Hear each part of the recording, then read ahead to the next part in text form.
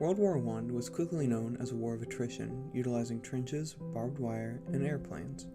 Soldiers had to live in cold, damp conditions, which often led to diseases like trench foot and influenza. The soldiers had to endure the war in constant fear of being killed or dying from sickness, which took a great mental and physical toll on the soldiers' lives. Morale was at an all-time low. However, despite everything, there was a brief pause from the fighting. That brief respite being the Christmas Truce of 1914. This truce was a mutual agreement to cease fire during Christmas Day in order to congregate and rest from the continuous monotony of trench warfare. Although the decision to leave the trenches without any security, besides their faith in each other, was reckless, the event itself was a demonstration of the shared values and faith between all humans, and was an act of diplomacy not created by a country or government, but by the people. This decision was not accepted by those in charge, and as a result, sparked debate over the event and ended with the assurance that such a thing would never happen again. I think I have seen one of the most extraordinary sights today that anyone has ever seen. About 10 o'clock this morning, I was peeping over the parapet when I saw a German waving his arms, and presently 2 of them got out of their trenches, and some came towards ours. We were just going to fire on them when we saw they had no rifles, so one of our men went out to meet them, and in about 2 minutes, the ground between the 2 lines of the trenches were swarming with men. From 2nd Lieutenant Dogan Charter. The truce itself began on Christmas morning with an eerie silence, as no guns had been fired. This marked the beginning of the armistice all over the trenches along Germany and France. It sometimes started with the singing of Christmas carols that both sides knew, until eventually people began tentatively poking their heads out of the trenches. The soldiers then proceeded to share cigarettes, play cards, and converse despite the language barrier. In some parts, a football game took place, seen by both sides as a friendly match with little care for points or rules, but just to have fun. Some took this opportunity more solemnly and used it to bury their dead, as otherwise they would remain to rot in no man's land.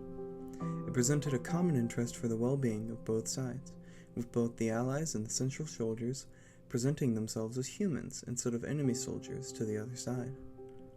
It displayed a sign of diplomacy, not through officials meeting in an embassy, but soldiers agreeing to show each other the kindness for a day in the face of such a horrible event during human history. The general public saw this event as an encouraging act of kindness in relation to the war effort, that both sides were empathetic and displayed very human traits, despite popular propaganda and press at the time, which displayed enemy soldiers as brutes and friendly soldiers as heroes. The officials of both armies, however, viewed the armistice as a breach of national honor and pride. To stop fighting for your country in order to make friends with the enemy? This is only illustrative of the apathetic state we are gradually sinking into. From General Sir Horace Smith Dorrien. As generals and leaders such as him became aware of the situation, nearly all of them were against it and issued penalties for any further truce.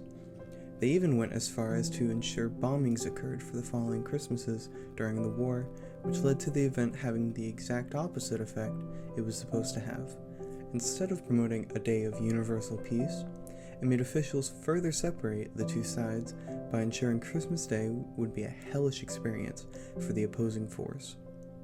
The general public and press disagreed with this notion of unrelenting hostility and the idea of complete callousness.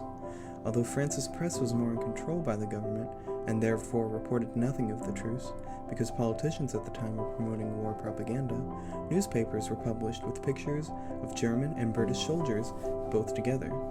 Both in Germany and in Great Britain, much of the press, which was not controlled by the government, celebrated the occasion, which further intensified the public's opinions.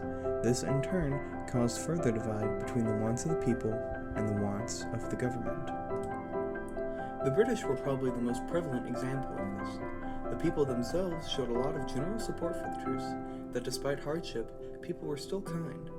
Immediately after the event, influential newspapers such as The Times, The Daily Telegraph, and Illustrated London News all reported on the truce between soldiers. This caused tension within British government, as they were very quick to implement 2 major rules. One, forbidding non-combat engagements, and the other, hiring official war photographers in order to better portray what the government wanted to show to the public. Because it would have been very difficult to reach the front line of the war, journalists and photographers had no way to report on the events that occurred during the war that the government did not want them to know about. In doing so, the soldiers would have no longer a truce, and the people would never see something like this again.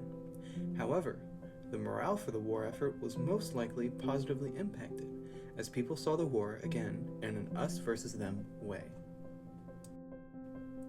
As a result of the event itself, as well as its perception by the public and governments, the Christmas truce became a historic event during World War I. It demonstrated a case of common humanity between soldiers and diplomacy through friendship, not through official actions of the government.